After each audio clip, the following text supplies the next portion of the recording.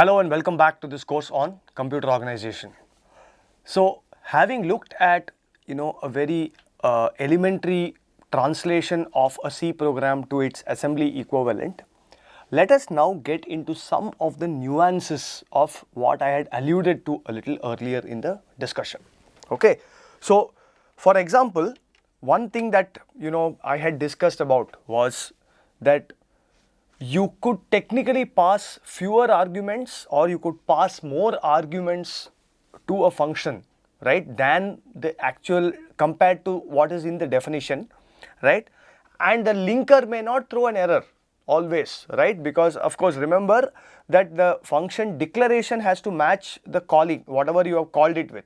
Otherwise you will get a compiler error. Assuming that you have gone past the compiler, the linker may not always warn you that look, this declaration and definition are the way you have called it and the way you have actually the function is defined are different. Okay, so if you do a hash include of the file1.h in the example we did last time in file1.c and that declaration and definition don't match, you will get a compiler error.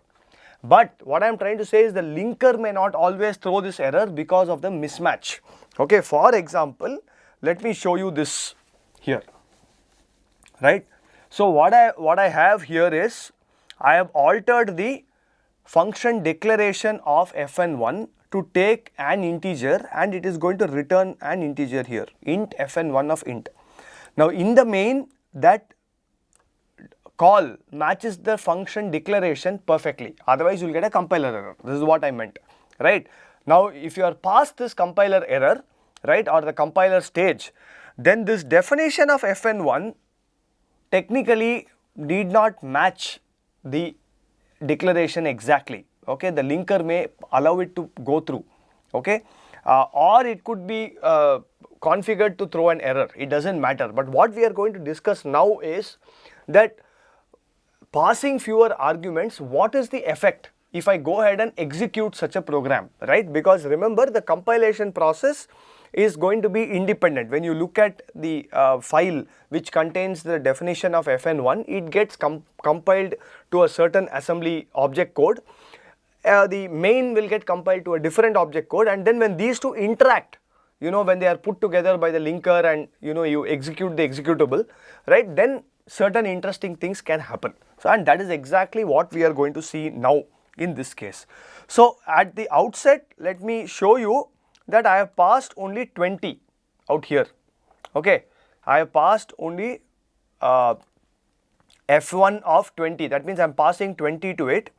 This macro val, I am doing return of x into y into macro val. What is macro val? That is some another 20. Maybe I will deliberately change this to 50 now. Okay, so that it is sufficiently different.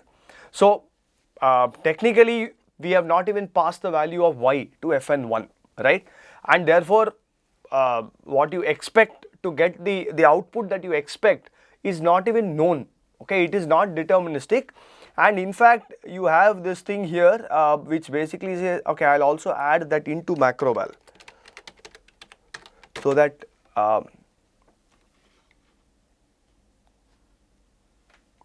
sorry.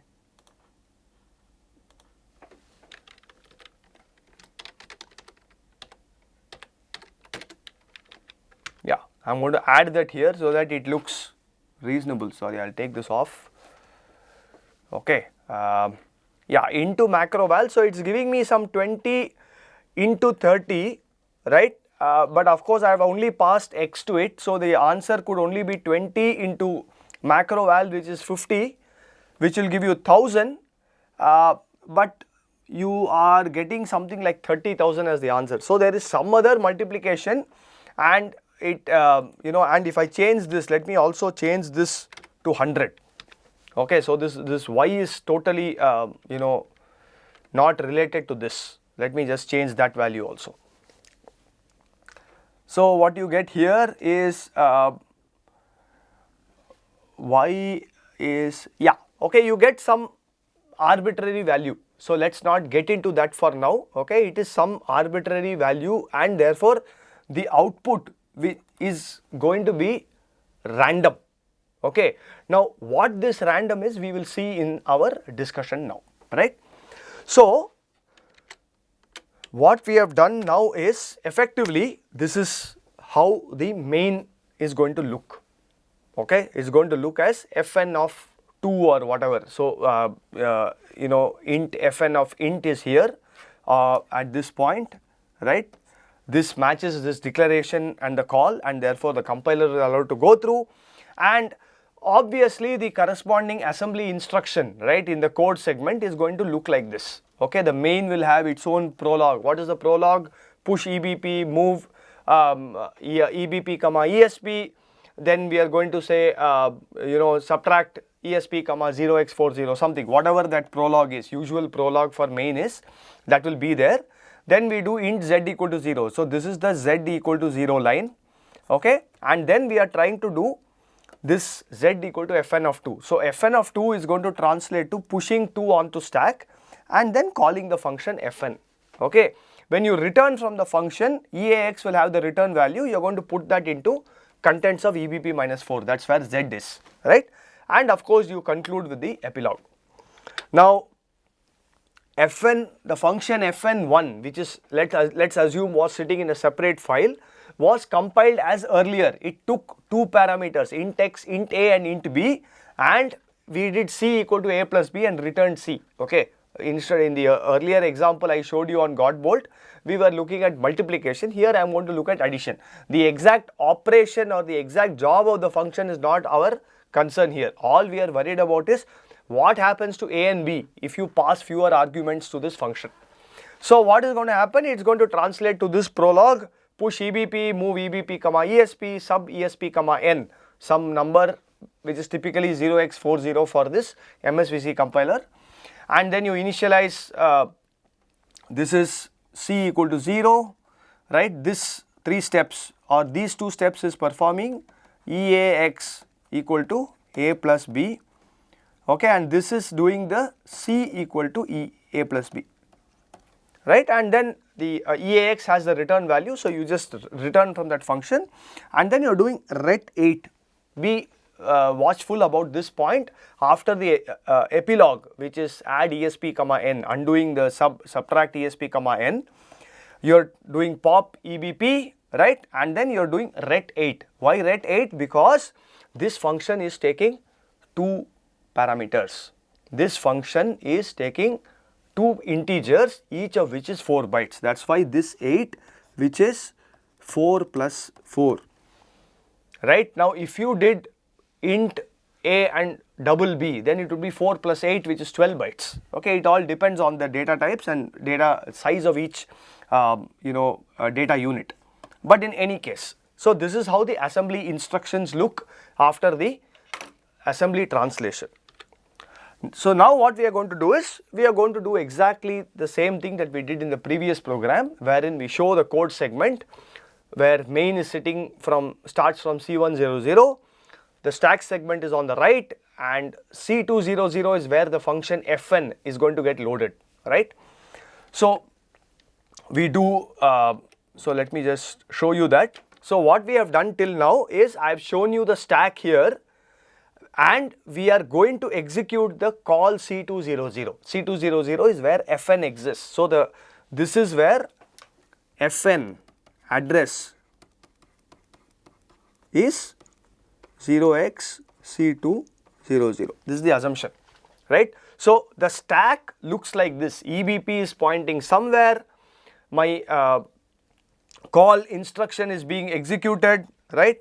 So, what is the call instruction do? It is going to push the return address, that is C103. This will get pushed onto stack, right, and then it is going to load that C200 into my instruction pointer EIP, and the instruction pointer will now start from C200. So, this is how the stack looks when you enter the function fn, okay. So, what do? You do the same prologue, you push the current value of EBP, whatever this value is, right. This is pointing to some address. This is what we mean by EBP of main, Okay, you're going to push that onto stack. Then you move EBP to where ESP is, so that you set the context of the new function fn. Then you subtract ESP, 0x40, which is to allocate local variable space.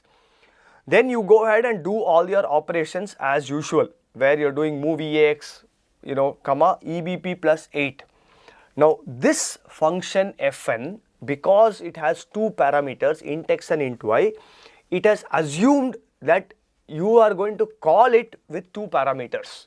So therefore, it has assumed that wherever EBP is, EBP plus 8 is going to be the first parameter x, EBP plus 12 is where the second parameter will reside in the stack, and that's why it is translating. So this function fn does not know that it has been called with only one parameter now, okay.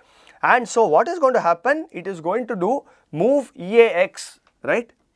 EAX will simply get whatever is in EBP plus 8. So where is EBP plus 8? This, whatever data. So this will get 0x02.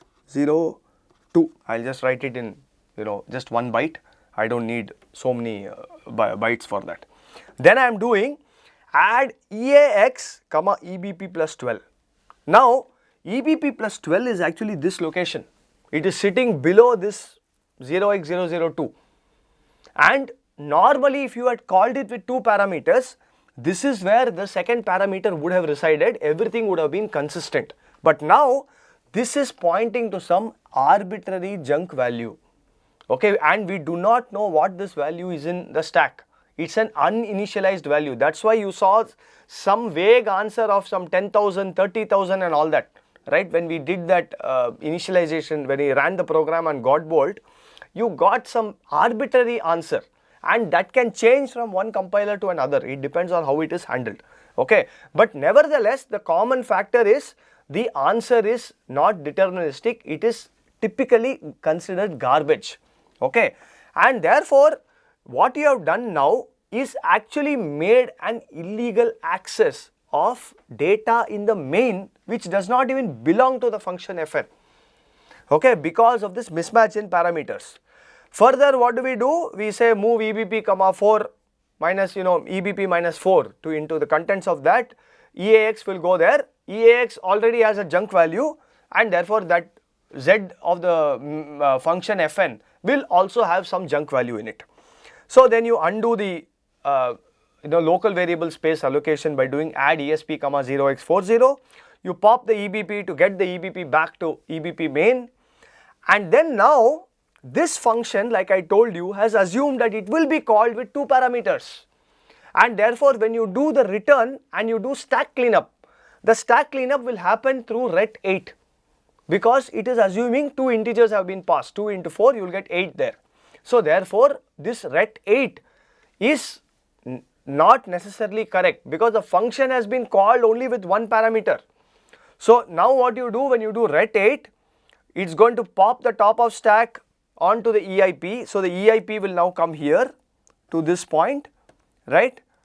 And then what you do is you are going to go ahead and say move EBP minus 4, EAX, right? And sorry, so when you do the ret 8, first you are going to pop the top of stack. So I'll bring it back here. You're going to pop the top of stack, which is C103, the return address of the calling in the calling function. That will go into EIP. EIP will get initialized, and then you will decrement, you will add ESP with 8. That's what the ret 8 does. I'm just showing it in 2 steps. Actually, the hardware will do it in one shot for you, right? So now what you do, you say move EBP, 8 or whatever, right? EBP minus 4, the value in EAX. EAX is already a junk garbage value, therefore this will also get initialized to garbage, right? And then you do the epilogue. What is the epilogue here? Epilogue is you're just going to do the add ESP, this thing, then you'll do pop EBP, and then you'll do ret here, right? Of course here the main we have not called it with any parameter, so you can just do RET and you will get. The problem now is when you do RET, where is my stack pointer pointing? Stack pointer is pointing to some random location. Okay, to remind you, go back and see where the stack pointer was before it entered the. So let's go back there. Okay, yeah. So what we are doing here, so ESP was actually has now been made to point to a different location than what it was when the function. So remember, when we did all this prologue, epilogue, function call, all this, what did we say? Before you make this function call, this is the function call of fn of 2, right? Now the stack pointer is pointing to some location, okay, and you want the stack to, you want this guy, stack pointer to return to exactly the same location after you finish the function call. Otherwise, when you do a ret from main, whatever is in this location will be treated as a return address, and you will put that value into EIP and continue execution from there, which may be complete garbage, okay, and it is completely incorrect. So therefore, because we did a ret 8 from the function fn, but we passed only one parameter to it, this stack pointer has gone to a different location now, and therefore when you do ret from main, this whole execution flow will get messed up. You will pop this value here from the top of stack into EIP and then continue execution from there. Okay, so in summary, what is going to happen is, if you call a function with fewer arguments than the function has been defined with, it will lead to one illegal access of the calling function stack space. Like you saw, fn1 ended up accessing something in the stack space of main illegally. Okay, it's not a function parameter, it's accessing some local variable space of main. Other thing that happens is, because of the mismatch in what you pushed onto stack in terms of parameter passing and what the function assumed it will receive as parameters, you will end up pointing the stack pointer incorrectly after the function call, and therefore return from this calling function to a different location altogether, and your execution flow will get messed up, right? So what we can say with certainty at this point is, calling a function with fewer arguments is a strict no. Do not do it. Okay? Do not do.